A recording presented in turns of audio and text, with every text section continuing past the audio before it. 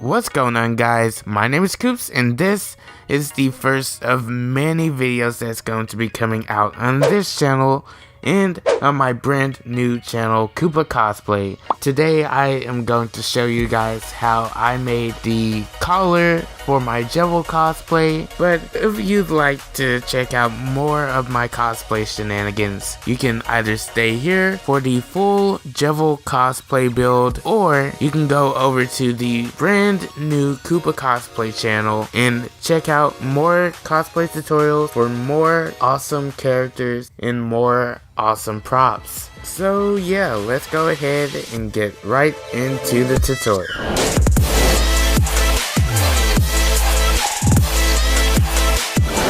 What's going on, guys? My name is Koops and welcome back to Koopa Cosplay, the channel where I show you guys how to turn into your favorite characters from head to toe.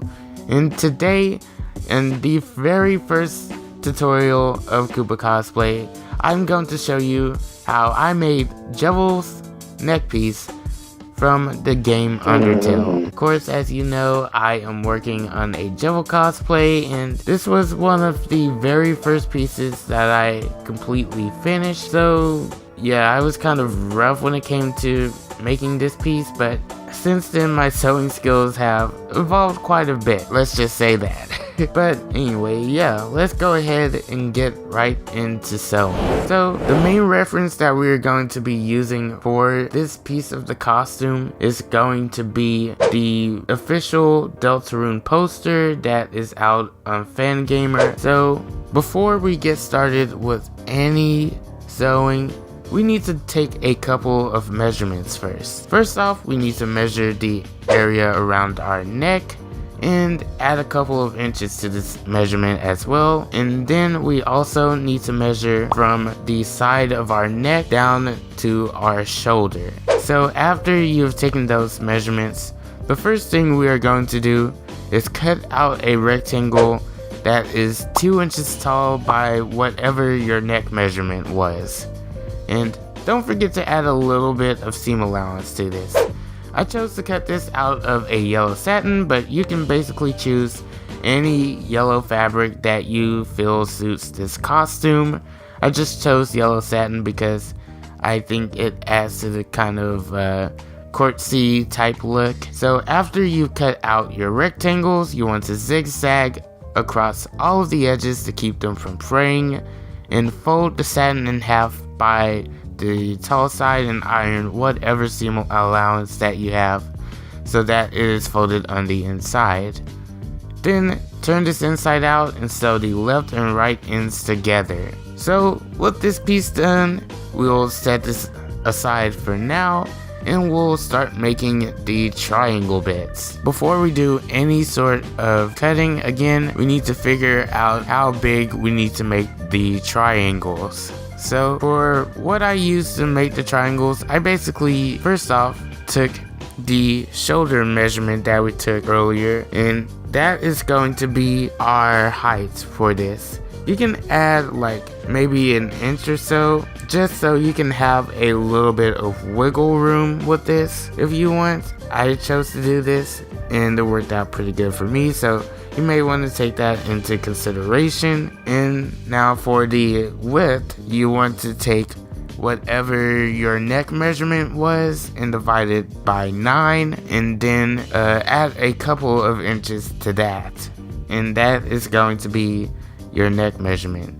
I know it sounds a little bit complicated, but let me put this into perspective for you guys. So my neck measurement was 20 inches, so you want to divide 20 by 9 and then add a couple of inches to that, and that will be your width for each of these triangles. So now that we have all the basic mathing of this done, we are going to actually start cutting out the shapes. And we're going to be doing a lot of cutting because we need to cut out 18 triangles.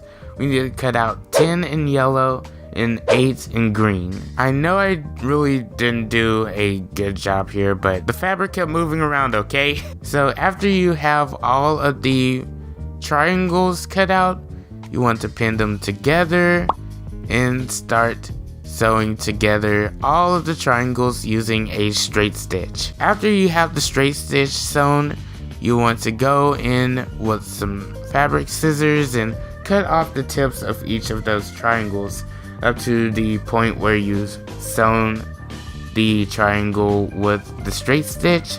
This will prevent the triangle from puckering up on the very points and will kind of make this look a little bit cleaner. I really forgot to do this on this part of the costume, so my triangles turned out a little bit crappy. So again, learn from my mistakes, people. So after we do that, you want to zigzag around the edges to keep them from fraying, and we are going to turn this whole thing inside out. Top stitch the whole of the rectangles. Do this for all of your rectangles, and then we are ready to start putting the collar together. To put this whole thing together, we're going to lay down the strip that we started sewing earlier, and we are going to start laying our triangles on the inside. First, we are going to lay down our yellow triangles, and then after we lay down the yellow triangles, we're going to lay down the green ones.